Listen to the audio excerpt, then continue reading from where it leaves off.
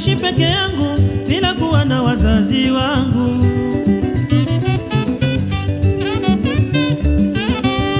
Baada ya kumaliza masomo nilipata kazi.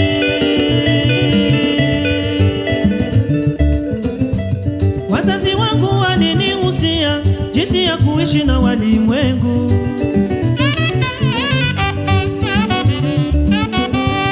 Baada ya kumaliza masomo nilipata kazi.